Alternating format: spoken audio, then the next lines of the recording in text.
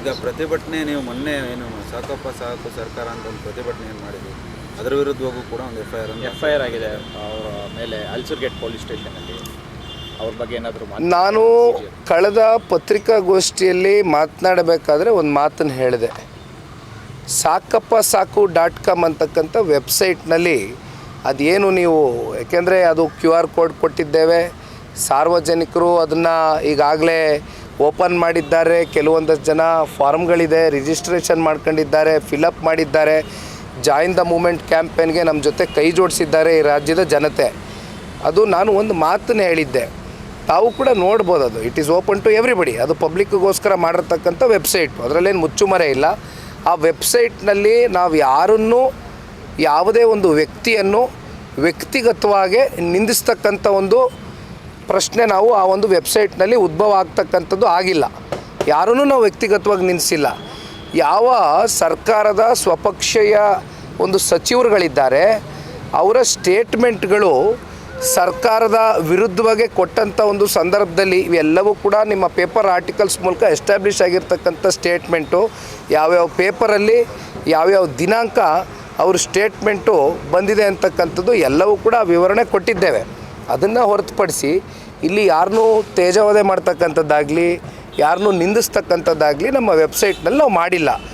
ಆದರೂ ಕೂಡ ಅತ್ಯಂತ ಭಾಳ ಹಾಸ್ಯಾಸ್ಪದ ಇದು. ಒಂದು ಯಾರು ಇಲ್ಲಿ FIR ದಾಖಲಾಗಿರ್ತಕ್ಕಂಥದ್ದು ಯಾರ ಮೇಲೆ ಅಂದರೆ ವ್ಯಕ್ತಿ ಮೇಲಲ್ಲ, ವೆಬ್ಸೈಟ್ ಮೇಲೆ FIR ದಾಖಲಾಗಿದೆ. ವೆಬ್ಸೈಟ್ ಮೇಲೆ FIR ದಾಖಲಾಗಿದೆ. ಸಾಕಪ್ಪ ಸಾಕು .com A1. ಇದು ಕಾಂಗ್ರೆಸ್ನ ಸಂಸ್ಕೃತಿ, ಕಾಂಗ್ರೆಸ್ನ ಮನಸ್ಥಿತಿ. ಕಾಂಗ್ರೆಸ್ನ ಸಂಸ್ಕೃತಿ, ಕಾಂಗ್ರೆಸ್ನ ಮನಸ್ಥಿತಿ ಹೇಗಿದೆ ಅಂದರೆ ಈ ರಾಜ್ಯದಲ್ಲಿ ಟಾರ್ಗೆಟ್ ರಾಜಕಾರಣ.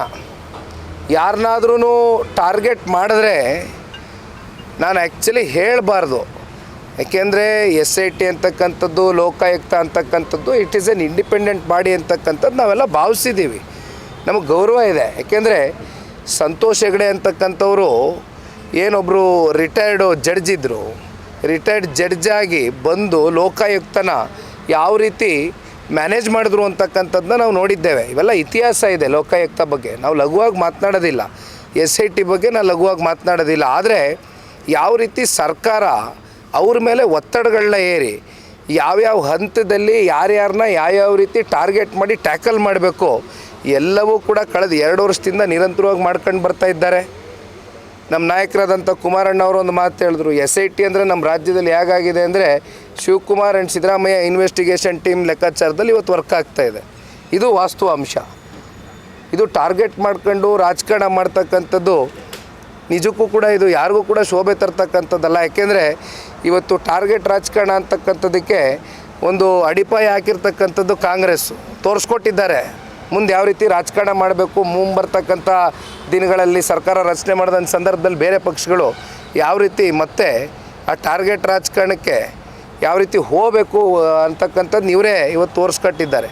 ಆಗ್ಕೂಡ್ದಿದು ಪ್ರಜಾಪ್ರಭುತ್ವದ ವ್ಯವಸ್ಥೆಯಲ್ಲಿ ಭಾಳ ಇದು ಒಂದು ಕೆಟ್ಟ ಮನಸ್ಥಿತಿ. ಸರ್, ಇನ್ನೊಂದೇ ಒಂದು, ನಿಮ್ಮ ಒಂದು ಕುಮಾರಸ್ವಾಮಿ ಹೇಳಿಕೆಯ ನಂತರ ನನ್ನ ಹತ್ರ ಟನ್ಗಟ್ಟಲೆ ದಾಖಲೆ ಇದೆ ಅಂತ ಹೇಳಿದ ನಂತರ ಈಗ ಕಾಂಗ್ರೆಸ್ನವರು ನಾನೇ ಲಾರಿ ಕಳಿಸ್ತೀನಿ JP ಭವನ್ವರೆಗೂ ಪಾದಯಾತ್ರೆಯನ್ನು ಮಾಡ್ತೀವಿ, ನಮಗೆ ಟನ್ಗಟ್ಟಲೆ ಲಾರಿಯನ್ನು ಹಾಕಿ ನಾವು ತೊಗೊಂಡ್ರೆ ನಾವೇ ಗವರ್ನರ್ ಆಫೀಸ್ಗೆ ಬಿಡ್ತೀವಿ ಅಂತ ಒಂದು ಹೇಳಿಕೆಯನ್ನು ಬಿಟ್ಟಿದ್ದಾರೆ. ಮತ್ತು ಶನಿವಾರ ಅವರು ಕೂಡ ಒಂದು ಪಾದಯಾತ್ರೆಯನ್ನು ಮಾಡ್ತಾ ಇದ್ದಾರೆ. ಜನತಾದಳ ಪಕ್ಷದ ಈ ಹೋರಾಟ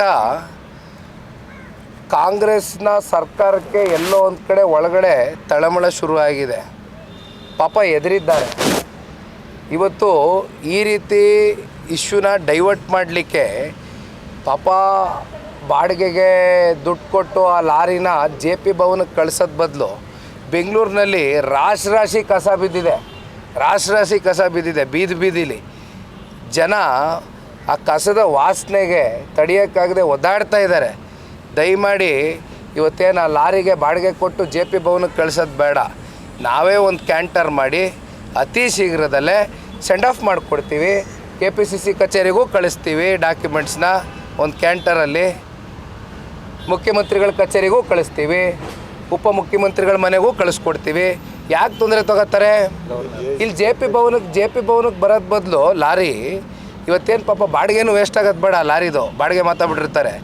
ಇಲ್ಲೆಲ್ಲ ಕಸ ಗಿಸ ವಿಲೇವಾರಿ ಮಾಡ್ತಕ್ಕಂಥದ್ದು ಇದೆಯಲ್ಲ, ಕಸ ಗಿಸ ಹೊಡಿಲಿ, ಎತ್ಕೊಂಡು ಹೋಗ್ಬೇಕಾದ್ರೆ ಎಲ್ಲೂ ಜಾಗ ಇಲ್ಲ ಅಂದರೆ KPCC ಆಫೀಸಲ್ಲಿ ಡಂಪ್ ಮಾಡಲಿ. ಸರ್, ಇವತ್ತಿನ ಹೋರಾಟ ಹೇಗಿರುತ್ತೆ? ಇವತ್ತಿನ ಹೋರಾಟಕ್ಕೆ ಕೇಂದ್ರದ ಸಚಿವರು ಸನ್ಮಾನ್ಯ ಕುಮಾರಣ್ಣ ಅವರ ನೇತೃತ್ವ ಇದೆ. ಜೊತೆಯಲ್ಲಿ ಪಕ್ಷದ ಎಲ್ಲ ಗೌರವಾನ್ವಿತ ಶಾಸಕರು, ಮಾಜಿ ಶಾಸಕರು, ಮುಖಂಡರು, ಕಾರ್ಯಕರ್ತ ಬಂಧುಗಳು ಇಡೀ ರಾಜ್ಯಾದ್ಯಂತ ಆಗಮಿಸ್ತಾ ಇದ್ದಾರೆ. ಬೆಂಗಳೂರು ನಗರದಲ್ಲಿ ವಿಶೇಷವಾಗಿ ಸಾಕಷ್ಟು ಜನ ಇವತ್ತು ಹೆಣ್ಮಕ್ಳು ಕೂಡ ಬರ್ತಕ್ಕಂಥ ನಿರೀಕ್ಷೆ ಇದೆ. ಯಾಕೆಂದರೆ ಹೆಣ್ಮಕ್ಳಲ್ಲಿ ಇವತ್ತೇನು ಒಂದು ಗೃಹಲಕ್ಷ್ಮಿ ವಿಚಾರವಾಗಿ ಸಂಬಂಧಪಟ್ಟಂತೆ ಪ್ರತಿ ತಿಂಗಳು ಖಾತೆಗಳಿಗೆ ಜಮಾ ಮಾಡ್ತೇವೆ, 2,000 ರೂಪಾಯಿ ಕೊಡ್ತೇವೆ ಅಂದಿದ್ರು. ಅದು ಇಲ್ಲಿಯವರೆಗೂ ಅದು ಕಂಡು ಬಂದಿಲ್ಲ. ಭಾಳ ದಿನಗಳಾಯಿತು, ಭಾಳ ತಿಂಗಳುಗಳಾಯಿತು. ಕಳೆದ ಉಪಚುನಾವಣೆ ಸಂದರ್ಭದಲ್ಲಿ ಜ್ಞಾಪಕ ಬಂದಿತ್ತು, 3 ಚುನಾವಣೆಯಲ್ಲಿ ಹಾಕಿದರು. ಚನ್ನಪಟ್ಟಣ ಆಯಿತು, ಸಂಡೂರು ಆಯಿತು, ಶಿಗ್ಗಾವಿ ಆಯಿತು. ಆದರೆ ಇಲ್ಲಿವರೆಗೂ ರಾಜ್ಯದ ಹೆಣ್ಮಕ್ಳಿಗೆ ಕೊಟ್ಟಂಥ ಮಾತನ್ನು ಉಳಿಸ್ಕೊಂಡಿಲ್ಲ. ಈ ರೀತಿ ಸಾಕಷ್ಟು ಆಕ್ರೋಶಗಳಿದೆ ಇವತ್ತು ಜನಸಾಮಾನ್ಯರಲ್ಲಿ. ಜನಸಾಮಾನ್ಯರು ಕೂಡ ಇವತ್ತು ಈ ಒಂದು ನಮ್ಮ ಮೂಮೆಂಟ್ಗೆ ಭಾಗಿಯಾಗ್ತಕ್ಕಂಥದ್ದನ್ನ ನಾವು ನಿರೀಕ್ಷೆ ಮಾಡ್ತಾ ಇದ್ದೇವೆ. Thank you boss, thank you. ಹೆಚ್ಚಿನ ವಿಡಿಯೋಗಳಿಗೆ ಪ್ರತಿಧ್ವನಿ ಯೂಟ್ಯೂಬ್ ಚಾನೆಲ್ ಸಬ್ಸ್ಕ್ರೈಬ್ ಮಾಡಿ, ಬೆಲ್ ಐಕಾನ್ ಕ್ಲಿಕ್ ಮಾಡಿ.